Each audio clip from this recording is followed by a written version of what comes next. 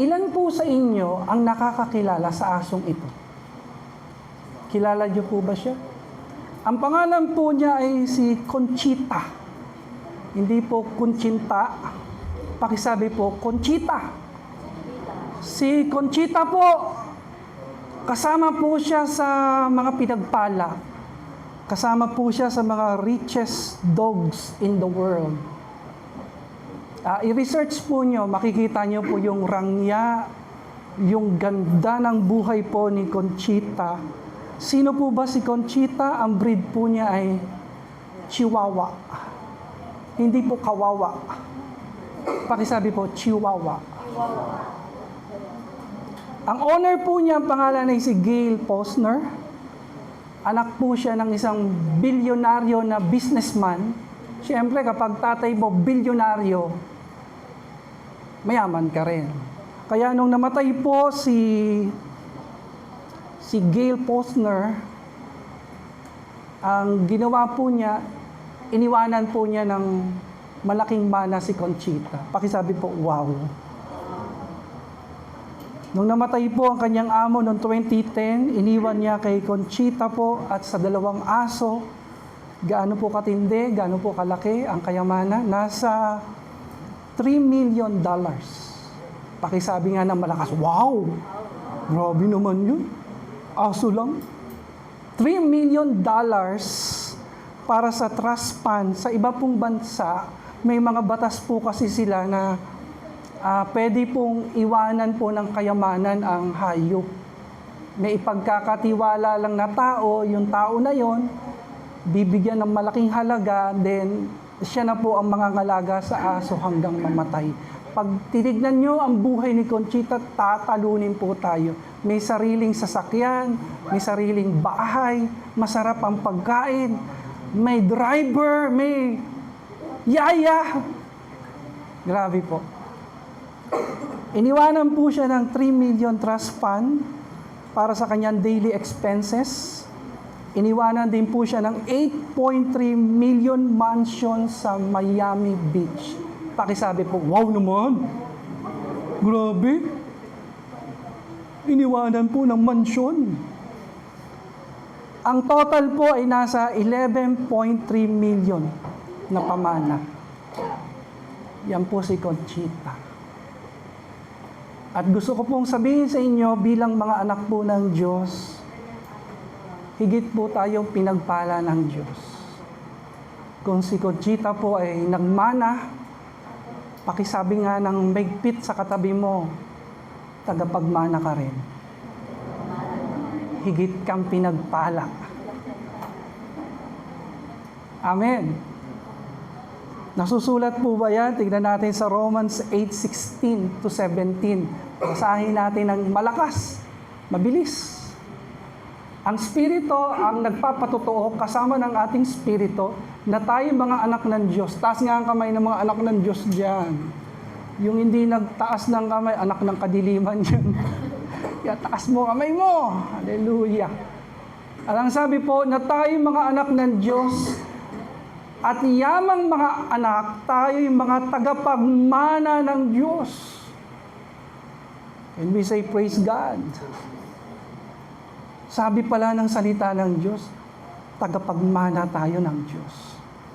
Praise God. Sa Luke chapter 23, verse 42 hanggang 43, may 2 tao po na napako kasama ni Kristo sa krus. Pakisabi po, sinners. Mga makasalanan po. Tanungin mo ulit yung katabi mo, nasaan ka kaya dyan? Yung nasa kaliwa, tinuya niya ang Panginoon. Binastos niya ang Panginoon. Hindi niya ginagalang ang Panginoon. Hindi siya marunong magpakumbaba. Well po, yung nasa kanan, buong-buo po siyang nagpakumbaba sa Panginoon. Ang sabi niya, Panginoon, alalahanin mo ko sa iyong paghahari. Ang sabi po ng Biblia, ano pong sagot ng Panginoong Hesus? I tell you the truth, today, you will be with me in paradise. Pakisabi po, paradise. Yan ho pala ang pamana sa atin ng Panginoon. Yan po pala kasama sa mamanahin natin. Praise God. Ano nga ho ba ang pagkakaiba ng paradise? Heaven, lagi nating naririnig. Lagi natin nababasa. Well, pag sinabing paradise and heaven, almost the same. Pakisabi po, almost the same. Ginagamit ng mga writers sa Bible, interchangeably, ang salitang paradise and heaven. Halos parehas sila. Parang tahanan at bahay. Halos parehas. Okay? Ang sabi po ng Biblia sa paradise, sa tahanan ng ating Panginoon, Revelation 21 verse 4, ang ganda po niyan, sulat niyo po, there will be no more pain, no more tears, no more death. Sa paraiso na inihanda ng Panginoon sa iyo at sa akin, wala na daw pong kamatayan, wala nang sakit, wala nang pagtangis. Pakisabi sa katabi mo, hindi ka na iiyak. Kailan ka ba huling umiyak nung nasaktan ka, iniwan ka, pinagpalit ka? Well, sabi ng Panginoon, hindi ka na iiyak. Hindi ka na magkakasakit. Wala nang sakit, wala nang kamatayan. Antindi po niyan. Hindi lang literal o physical o pinansyal o material yung mamanahin natin, kundi matinding pagpapala. Kung nananalig po kayo dito, palakpakan natin si Lord. Ano naman po ang pagkakaiba ng dalawang ito, paradise, heaven? Pakisabi po, paradise, heaven. Paradise, heaven, paradise, heaven. May pagkakaiba ng konti yan kapag inaral lang natin ng malalim, pero dadaanan ko lang po ito, hindi po talaga ito topic ko. Revelation 21 verse 1 to 3, ang pagkakaiba niya sa mga huling araw, after po ng Judgment Day, ang sabi ng Biblia, there will be new heaven and earth. Itong mundo na ito, i-restore ng Panginoon. There will be a restoration of the Garden of Eden. Ang sabi po, darating ang panahon, ang ating Diyos mananahan, bababa ang langit, ang kaharian ng Diyos sa ating lugarin. Amen. Pag sinaliksik mo ang Biblia, kung anong klaseng buhay meron yan, everything is perfect. Lahat ng mabangis, tignan mo yung katabi mo, dilatan mo, yung nanlalaki yung mata mo, lahat ng mabangis, babait, aamo, magiging meek, magiging gentle.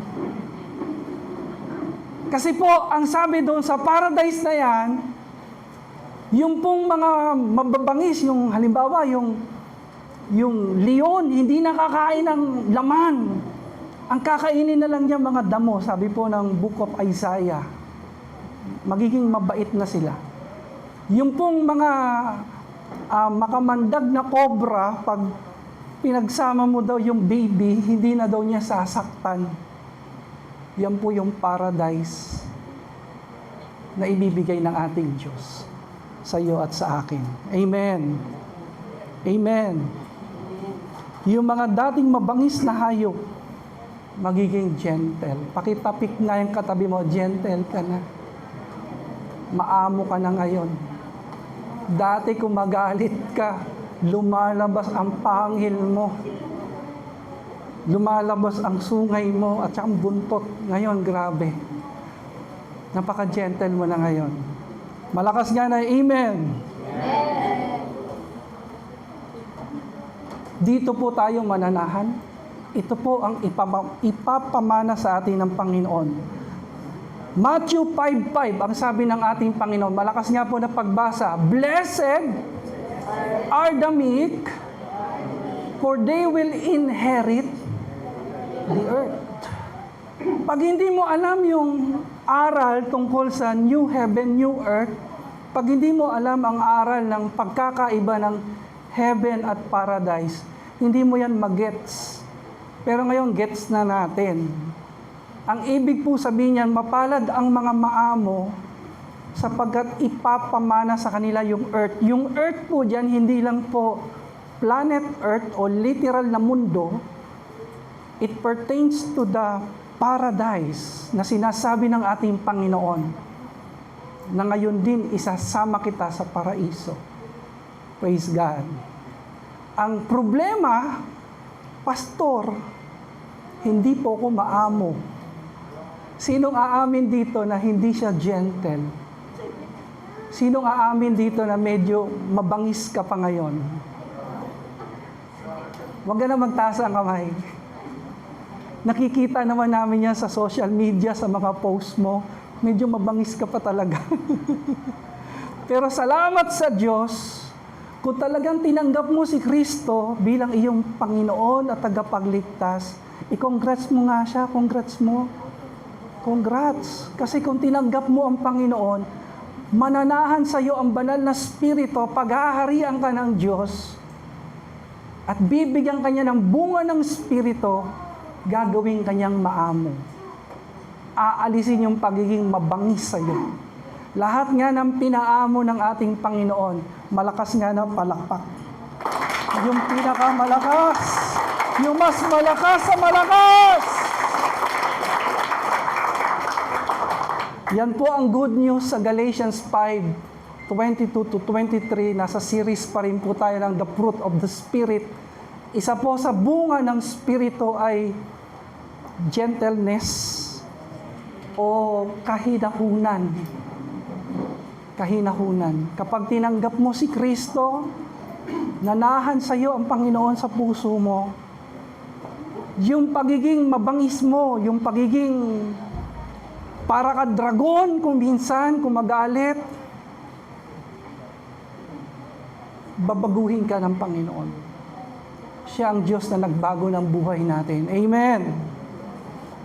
Kaya lang ang problema, kung tinanggap mo na ang Panginoon, pero parang wala pa rin gentleness, huwag kang mag-alala, baka maaaring maliit pa lang yan ng seed. Pakisabi, seed. Kinakailangan yung seed na yan ay, ano gagawin para lumaki yung seed?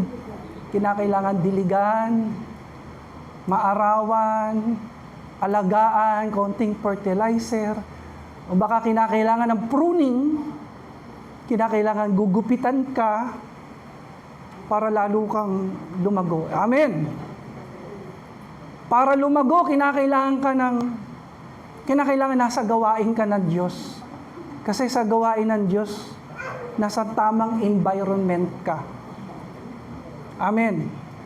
Kapag wala ka sa gawain ng Diyos, nandun ka sa kaguluhan, sa mga gawaing sanlibutan, hindi lalabas sa iyo ang bunga ng Espiritu. Hindi lalabas yung gentleness. Ang lalabas sa iyo dyan, pagiging marahas, magagalitin, mabangis. Pakisabi nga sa katabi mo, nasa tamang environment ka ngayon. Okay. Contagious ang pananampalataya. Sino pong masaya na nandito siya sa tahanan ng Diyos? Amen.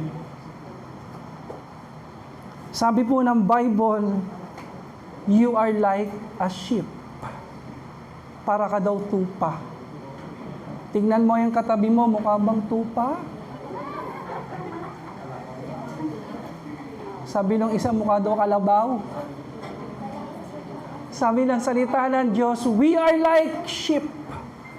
We are the Lord's flock. And Jesus is our good shepherd. Amen. Ano po ang pagkakaiba ng tupa sa iba pong mga hayop? Ang tupa po, maamo, gentle, pakisabi, meek. Hindi siya katulad ng pig. Ang pig po, pag dinala po sa katayan, ano po sigaw ng pig? Ano po sigaw ng pig? Di ba? Maingay po ang pig. Pero ang tupa po, pag dinala po yan sa katayan, hindi po siya maingay. Lumuluha lang po siya. Makikita mo sa kanya yung fruit of the Spirit. Gentleness. meekness. Maamo, hindi mabangis. Amen. Kamustahin mo yung katabi mo? Ikaw ba ay tupa? O para kang pig? Malalaman mo ang totoong tupa kapag huwag mo siyang dalhin sa katayan. Ano yan illustration lang yan Ang ibig po sabihin yan, malalaman mo ang talagang totoong tupa ni Kristo kapag may trials, may pagsubok, may life challenge. Halimbawa na lang sa jeep, may natapakan ka. Pag natapakan mo, tupa ni Kristo, aray, okay lang, sige, tuloy lang. Pero kapag natapakan mo, hindi tupa ni Kristo, mabangis yan. Magagalit yan.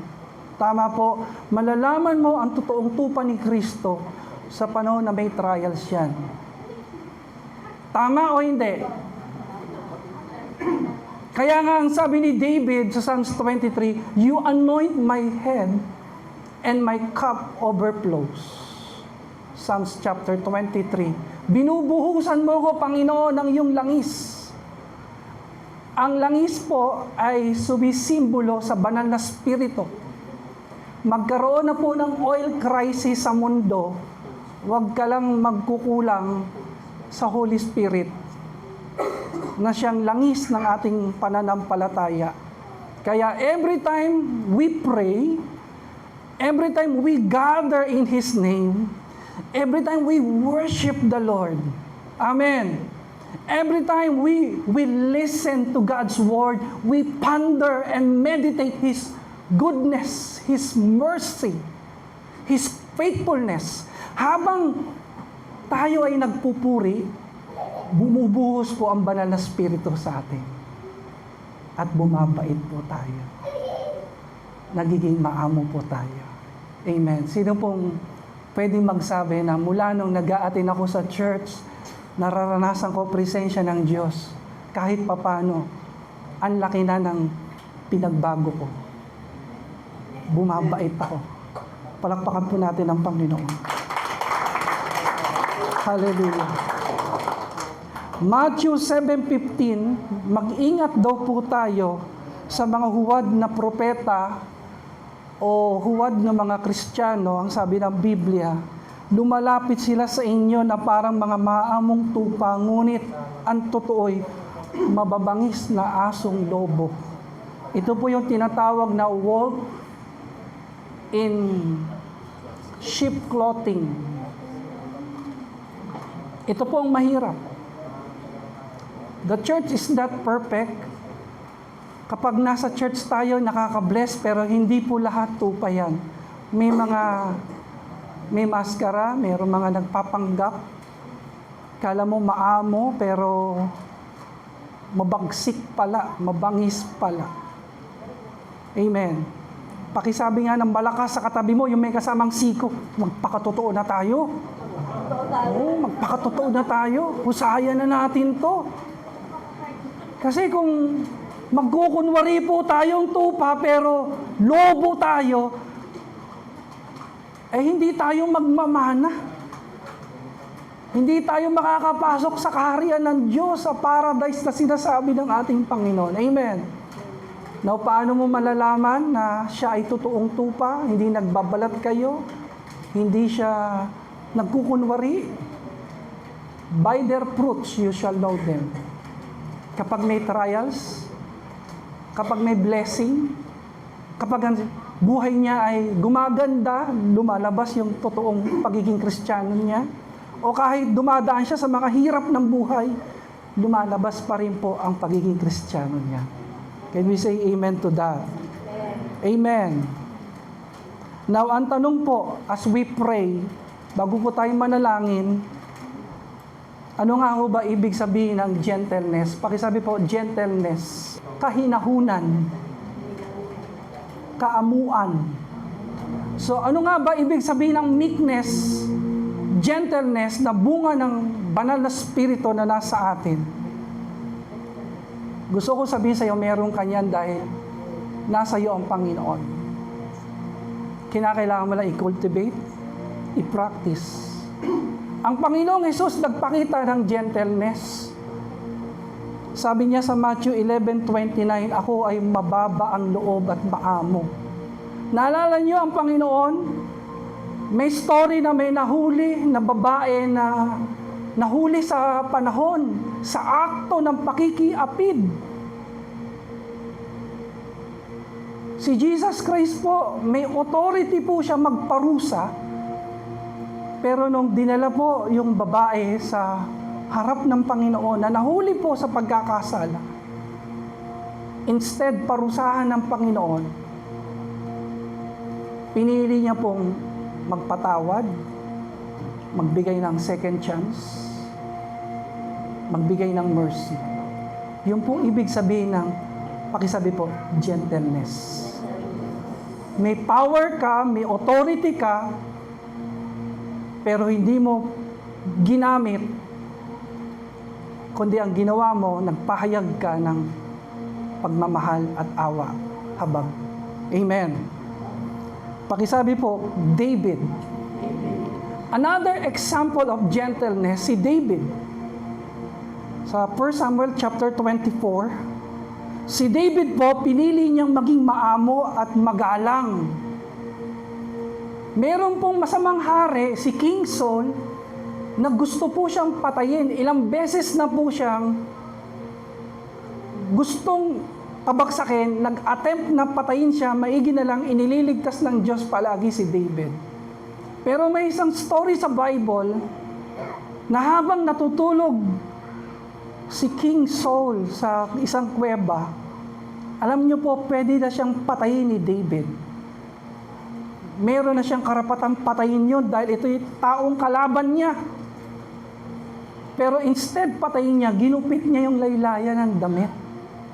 Halos makonsensya pa nga siya eh. Sabi niya, Sir, King Saul, labis po akong humingi ng pasensya. Hindi ko dapat gawin to. Hindi ko dapat paslangin ang isang hinirang ng Diyos.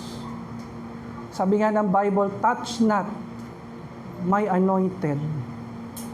Si David po, pinili niya pong maging maamo. Pakisabi nga sa katabi mo, piliin din natin maging maamo. Being gentle is not being weak. Ang pagiging gentle, hindi po yung pagiging weak. Para po kayong kabayo. Para tayong kabayo. Nakakita na kayo ng horse? Siyempre naman. Lalo na kung taga Sampaloc, Manila ka. Ako po, from Sampaloc, Manila po ako. Lumaki po ako na dinadala lagi ako ng tiyuhin ko sa San Lazaro, sa karera ng kabayo.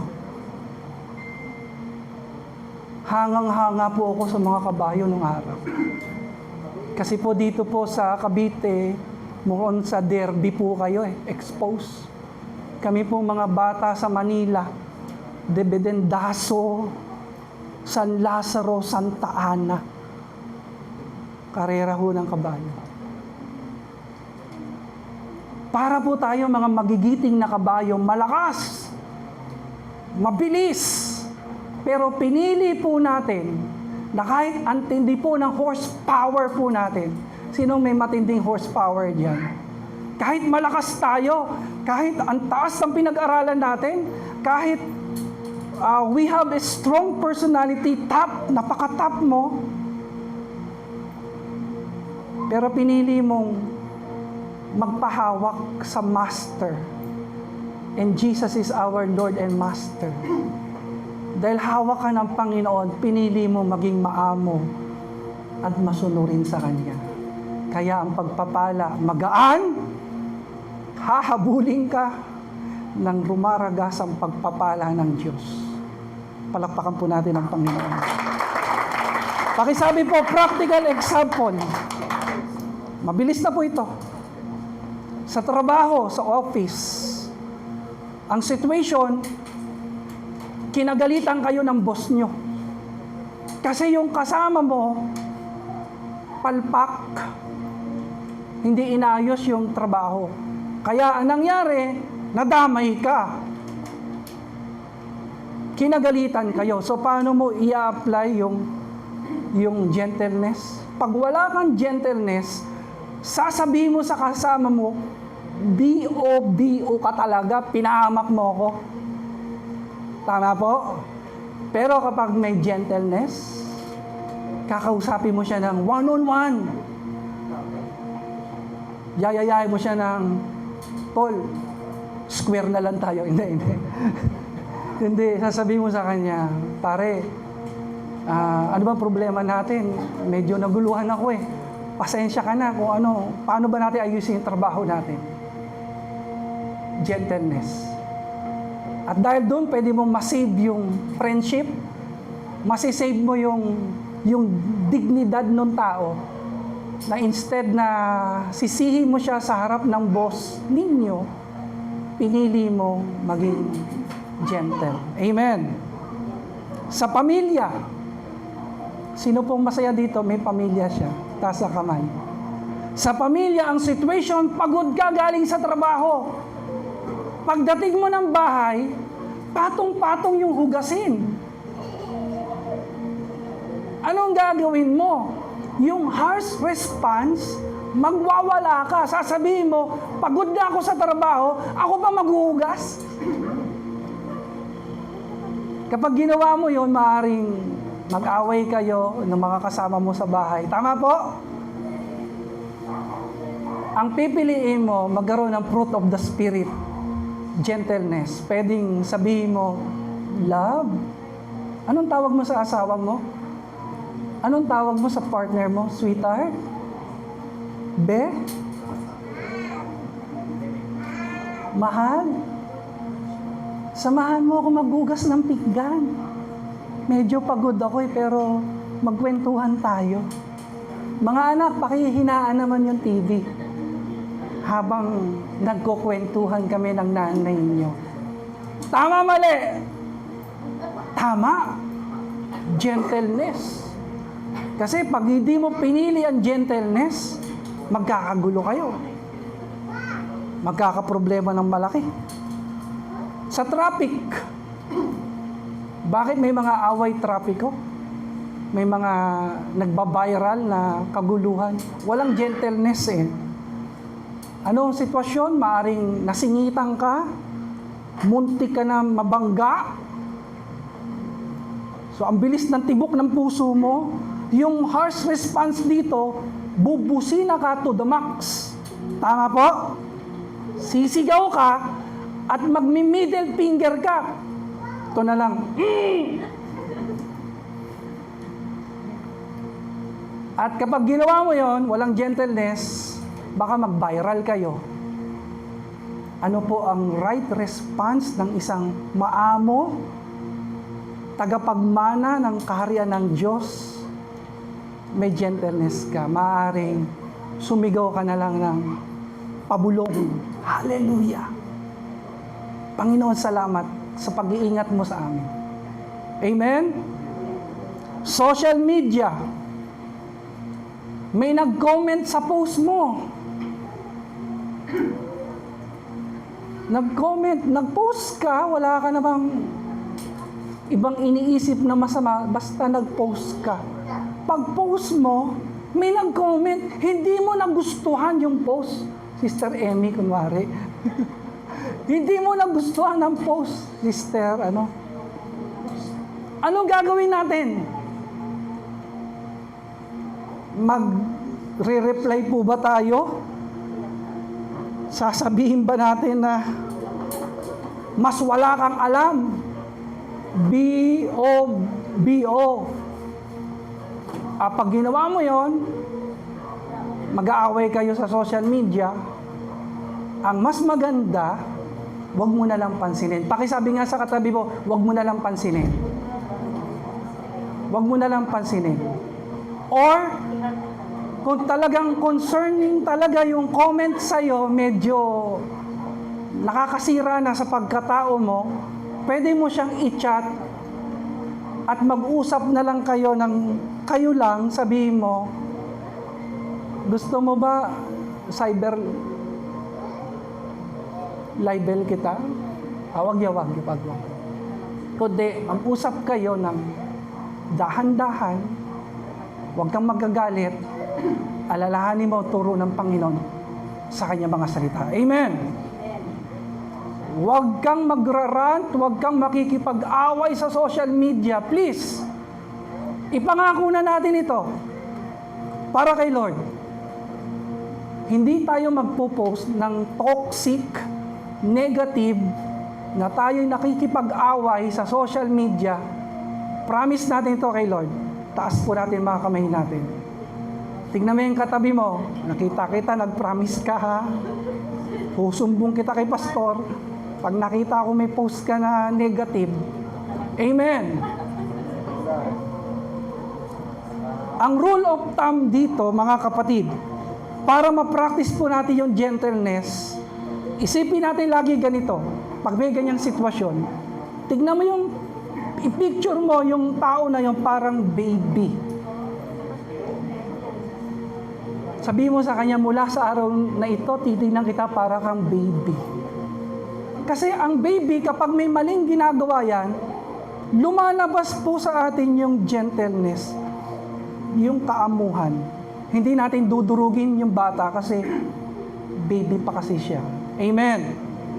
Tayo pong lahat ay tumayo at manalangin tayo saglit.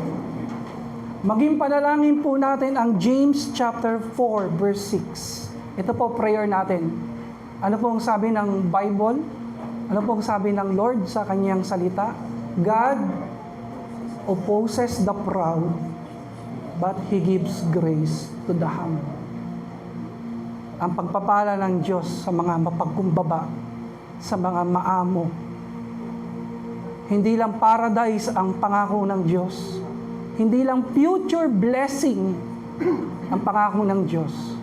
Kundi ang pagpapala ng Diyos ay dadaloy sa iyo. Pakisabi sa katabi mo, hindi lang sa iyo.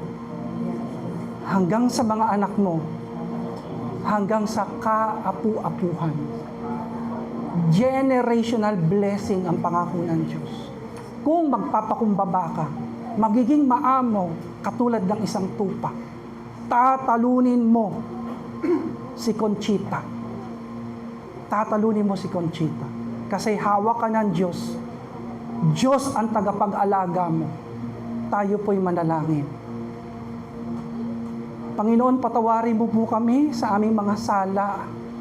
Kung minsan, Panginoon, lumalabas pa rin po sa amin ang aming mga kahinaan na nagiging mabangis po kami, palaaway, magagalitin. Lord, forgive us. Puspusin mo kami ng inyong banal na spirito. Puspusin mo kami ng inyong presensya, Lord. Panahanan mo kami. Baguhin mo kami.